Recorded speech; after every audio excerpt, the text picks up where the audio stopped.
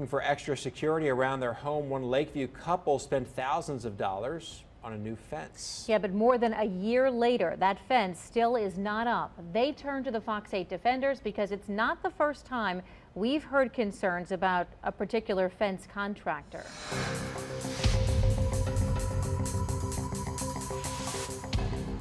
When we've already invested $6,000 in this company, it's hard to walk away from that kind of money. Leisha and Rob Fink signed a contract with a local fence company to install an iron fence around their Lakeview home. I think it was January 17th of 2020. They wrote Chris Chauvin of Crescent City Ironworks 2 checks, one in January 2020 for $3,000, a down payment. Then 2 weeks later, when the fence post went up for $2,820, they'd pay the balance once the job was complete. He said he was going to have this thing up in a couple of weeks. We had the poles in place before the Super Bowl that year, and that was the last work that was ever done. Nearly 16 months later, and after payments totaling almost $6 grand, this is all the Finks have, a bunch of posts and no fence. He didn't prime and paint them correctly, and so now they're rusting. He didn't put caps on the top of them, so they were collecting water every time it rained. Fink says he actually covered them with plastic so they wouldn't fill with water. Their experience sounds very similar to the one Cynthia McRae had. I was so upset because that wasn't a small amount of money. Like the Finks, a FOX8 Defenders investigation last year found that she paid Chauvin, the same fence contractor, thousands of dollars, a down payment toward an iron fence that would run alongside her uptown home. But for months, these unprimed, unpainted posts were all that was installed. A situation that closely resembled the Finks property. Mr. Chauvin, don't argue with me. You argue, you telling me you coming, I can't rely on your conversations. When she reached out to the FOX8 Defenders, I tracked down Chris Chauvin at his shop in Kenner. He told me off camera he's a small business that has struggled to find skilled people willing to work in the midst of a pandemic. Soon after that conversation, workers finally finished McRae's fence. She waited nearly 5 months.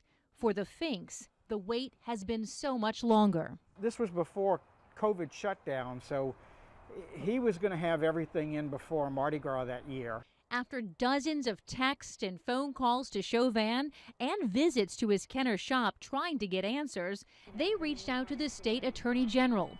A local attorney even wrote a letter to Chauvin on their behalf. Still no action.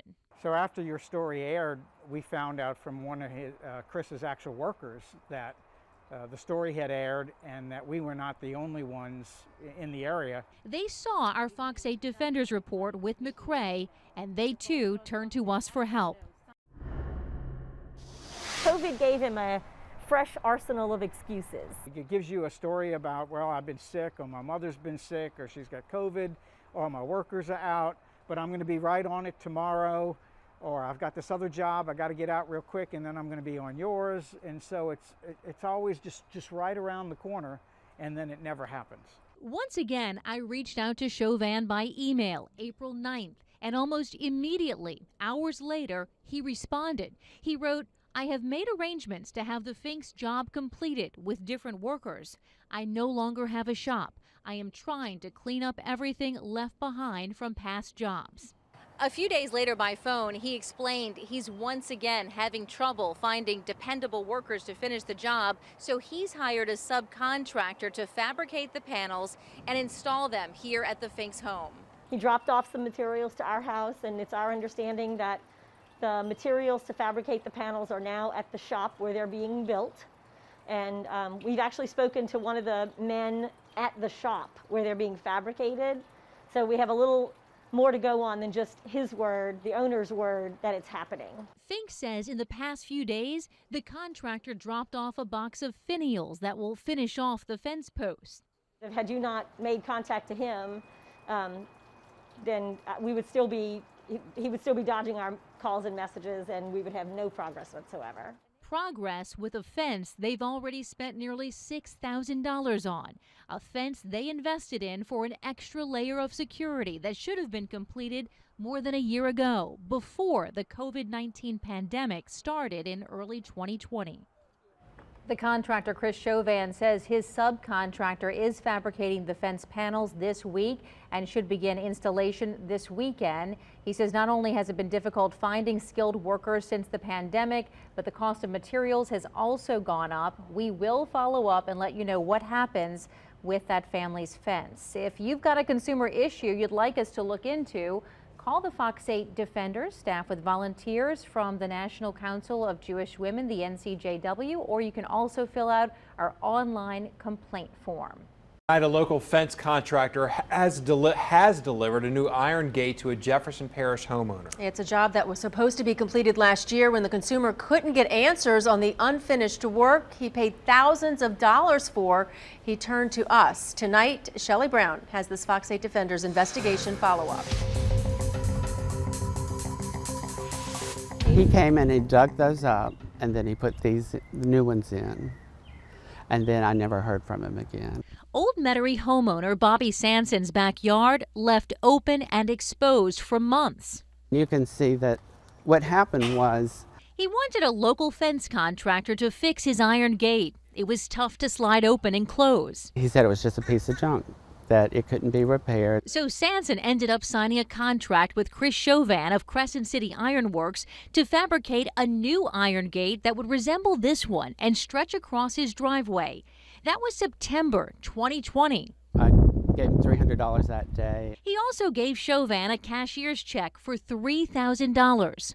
9 months and $3,300 later, unprimed, unpainted iron posts were all that had been installed at Sanson's home, an unfinished job that's left his backyard wide open. I just thought, you know, I've hit this guy at a bad time in his life. He's going through a rough patch, and we all do.